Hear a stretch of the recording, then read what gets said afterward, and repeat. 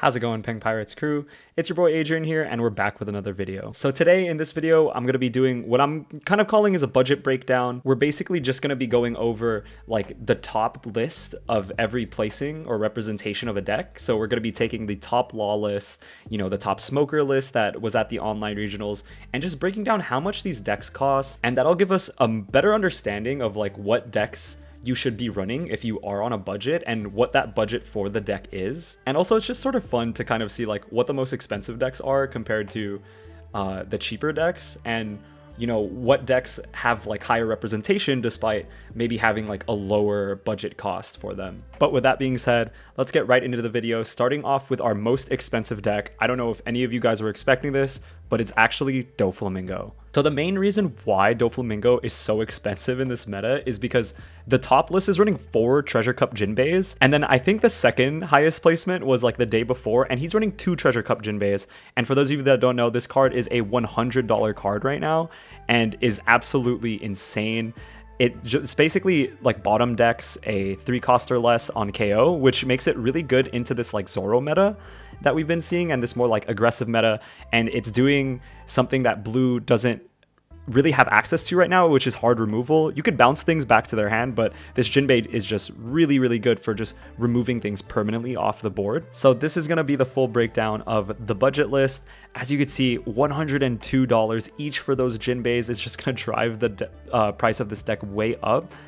If you take these Jinbeis out, this is actually a really good budget option. So it's one of the better budget options out there. It's going to be around like $100, $120 to run, because the Mihawks and the other SRs in this deck aren't that expensive, and they're also a lot easier to come by. Unless people are playing blue, they're gonna have these cards just sitting around in their trade binder for you to not take but trade and buy. Even if you want to buy them online, they're pretty cheap as well. Moving on to our next most expensive deck, it's actually going to be Zephyr, the purple and black deck that we saw top at the Cartamagica regionals.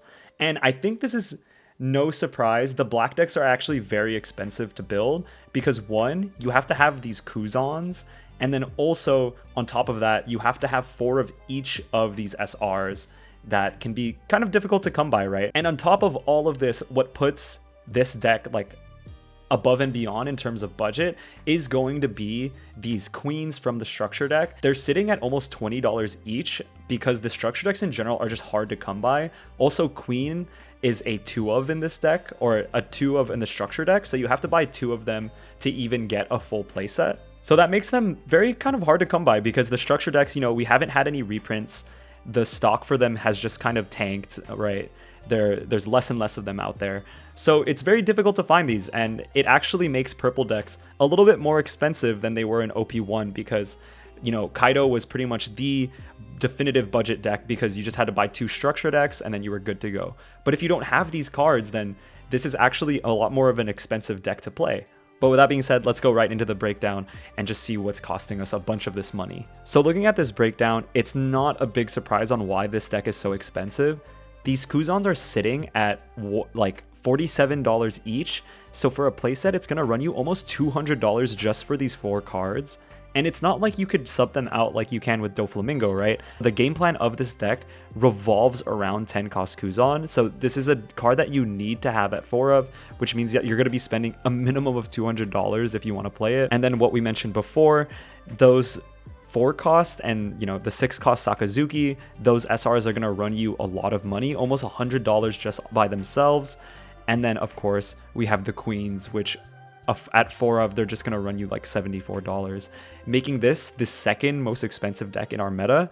And these aren't like really meta picks, right? Because Zephyr is going to struggle against those Zoro matchups way more than other decks do. And we've only seen 1 top from this tournament. So, if you're looking for a budget deck that is going to consistently give you those tops, this probably isn't the deck for you. But in terms of if you're looking for a deck to be very consistent with, this probably isn't the best one in terms of a budget deck. So moving on to the next deck, I'm actually going to collapse these two. It's going to be Zoro and Luffy. I put these 2 decks together because they're actually very similar in terms of pricing, and you playing pretty much the same cards. The things that's really going to run you for your money are going to be those Rush Zoros and the Rush Luffys. because they come from OP1, and especially for the 5-cost Luffy that comes from the structure deck, it's going to be very difficult to come across these cards, so they're sitting at around $22. Also from the structure deck is going to be Brook, sitting at around $10, as well as you need like 3 to 4 copies of the Edward Newgate card that just came out, and that's an SR that's more on the expensive side at $13. The 1 costs you run are actually also a little bit more on the expensive side. Otama is a $4 uncommon card because of how much it's played, and also the promos from the Film Red packs that you got in December are around $3 to $4, so all of these cards are 4-ofs, and they're gonna run you around like almost $20 for some of them just to play the playset. But with that being said, let's get right into the full breakdown and pretty much the total for both of these decks. So for this segment, I'm only going to be looking at the breakdown for Zoro.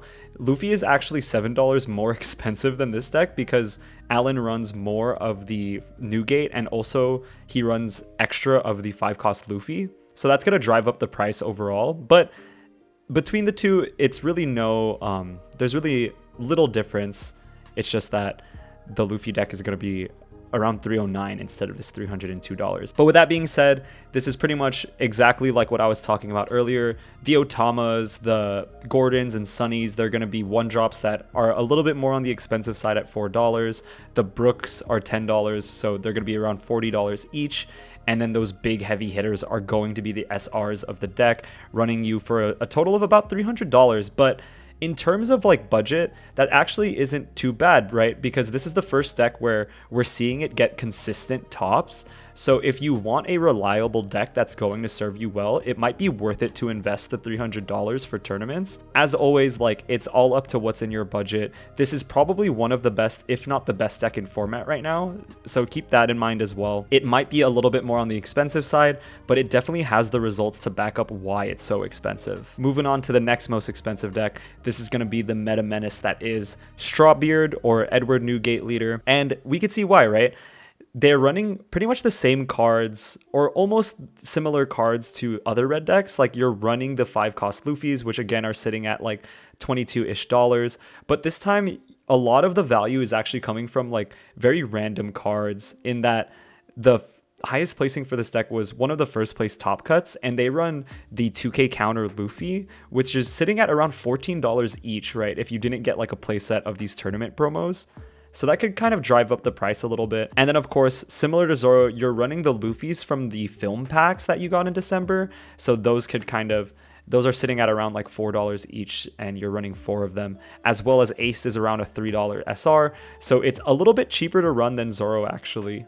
But let's get right into the full breakdown and see what exactly is costing us this much money. So looking at the breakdown, it makes a lot of sense, right? You're playing a lot of that 5-cost Luffy, which is going to drive up that price, as well as 4 of the Edward Newgate, which is also going to run you about $50. And then it's going to all come out to like a total of almost $300 for this deck. But this makes sense because this is, again, one of the top meta decks right now, probably the second best, if not the best deck in format. It's very debatable between like, you know, Kinemon, Zoro, and Whitebeard, but this deck is going to win you a lot of games just off of how the deck plays alone. And if you're looking for being a very competitive player, this might be worth it for the investment. So for this next deck, I'm going to go straight into the breakdown. If you haven't guessed already, it's going to be Smoker. So these are cards that we've already talked about. In this list in particular, the highest placing Smoker list from the regionals, he's actually only running 3 10-cost Kuzan, and that makes the deck a lot cheaper. And if he was running the 4th 10-cost Kuzan, it would actually be in between Zephyr and Zoro in terms of like how expensive it is. So this would be the 3rd most expensive deck.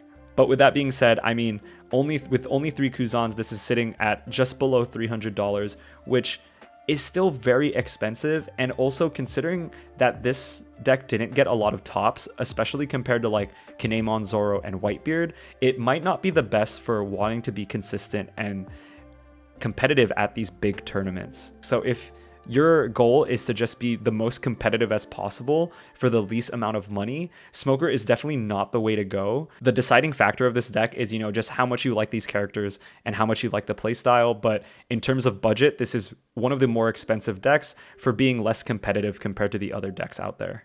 So for the next deck, we are of course going to be talking about everyone's favorite 4-cost leader, Trafalgar Law. With Law, you're running into the same problems that you are with Red. You know, you have to play the Otamas, the other 1-cost support cards, but also because you're running green, you actually run 4 of the SR Trafalgar Law, and this is a must-have in this deck because it activates all of your combos and a lot of your aggression as well. And Law is sitting at around $12 right now, so it actually costs around like $48 to play those cards. On top of that, you also have to run the Zoros, which again are around $22, so it is still a rather expensive deck. Looking at the full price breakdown, this is actually a huge gap from what we've seen before, right? Where the other meta decks that we've seen before are around $300, this is only at $225, so it's a considerably lower amount of money to be at that competitive level. When you look at the meta breakdown, actually, this is the most represented deck outside of like that Kinemon, Whitebeard, and Zoro trio that we saw. This had the most representation other than those decks. So it still is a really competitive deck for this price point, despite being, you know, a lot lower than like something like Smoker, which is almost $300. But in terms of card prices, it has almost the same problems that Red does. You know, Otama, that $4 uncommon is pretty insane. You're also running the Gordon and Namis. But then also, if you don't have the structure decks, the Bages are actually going to run you quite a bit of money because they're around $4 because of how much they're played in, you know, just green in general. And also the Bonnies are going to be almost $2. But if you had the money to shell it out, this is definitely one of the better options in terms of like what to build in terms of a more budget deck. And you could even run it in a more control style to where you don't even have to run, you know, the 4 Brook or the 2 Zoros, and you could really get this deck to like almost lower than $200 depending on what build you're running. So in terms of budget options, Trafalgar Law is definitely one of the better ones, especially when you consider the amount of variance between these decks. You could really just like customize it and make those substitutions where you can, so that this deck could just be like overall cheaper. So now we're getting into our real budget options, right? This is going to be lower than $200 now. And the next one really surprised me. I thought this would be like probably the cheapest one, but looking at it now, like it makes a whole lot of sense. It's Magellan. And of course, if you hadn't guessed already, this deck is just so expensive because those queens are sitting at almost $20. But on top of that, cards like Uta and King are sitting at like $6-ish. So they're going to run you like $20 to $25. But the caveat to this is if you already have 2 of the structure decks for purple and also 2 of the structure decks for film, this deck is super cheap to build. So if you have 2 of the structure decks of the Kaido structure decks, this deck is only going to run you like $50 more to build, and it's mainly for the Utas. But if you also have those film structure decks, this deck actually only costs you like $20 to make. A lot of the cards are just uncommons and commons and rares that nobody really plays with right now. And in terms of how competitive this deck is, it has proven that, you know, it can hang with like the top decks. We made a video about it yesterday, and a lot of his matchups were Zoro and Whitebeard, some of the most common decks that you're going to run into in this format. So you have a fighting chance against them, which is awesome. And there's also a ton of other cards that you could run instead of the ones that are here that are also very cheap options. So this next deck really surprised me, to be honest, because it is one of our meta contenders for the best deck. And of course, I'm talking about Kinemon. This deck is really amazing because it's insanely consistent, and there's so many variants that you could run with it that you could actually make it even cheaper than it already is. The main money cards for this deck are obviously just going to be all of the SRs that you need in 7-cost Kid, which is going to run you a little bit of money because it comes from the structure deck from OP1, as well as the laws that we were talking about earlier with, you know, the red-green law list. But also, one of the biggest threats in the meta right now is only a $4 card in Odin, which is absolutely insane. This is a 4 of in the deck, and he costs almost as much as a Beige. So just throwing up the breakdown, this deck gets even crazier in terms of budget because if you already had the structure deck, this deck gets even cheaper because you don't have to buy those 7-cost kids anymore, which is going to bring it down by $20. And then on top of that, you actually don't need to buy like the Beiges that are costing you $13. And if that wasn't enough, this deck is only one of the first place finishes that we saw in the regionals. one of them actually doesn't even run the 5-cost blocker law, so you could just not run the 5-cost blocker law and it's going to be $20 cheaper than it already is. So what it comes down to is like, if you already have the structure decks and you don't want to play the 5-cost law, again, you don't have to. This deck is actually under like $50 to build, which is absolutely insane. But of course, if you don't have the structure decks, it's going to run you about $116 on TCG Player. But this is still really good, right? Because for about $100, you are playing one of the best decks in the meta right now, and you are definitely a meta contender in terms of skill, because this deck kind of scales with the skill level that you're at, right? Where if it relies on your fundamentals, so as long as you're playing correctly and kind of trading and controlling the board, you are going to see those wins come your way.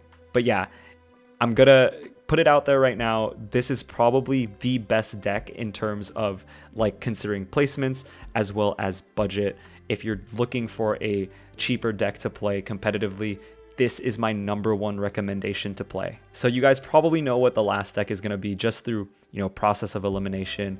The cheapest deck to build that got a placement in the online regionals, the cheapest deck from scratch, is going to be Ivankov. And I feel like this is no surprise to anybody because, Ivankov is one of the lowest played decks in the format right now. And the only money cards are going to be those 4-cost 2K counter Mihawks. They're sitting at around $12 right now. And to get a playset, it's going to be around $48.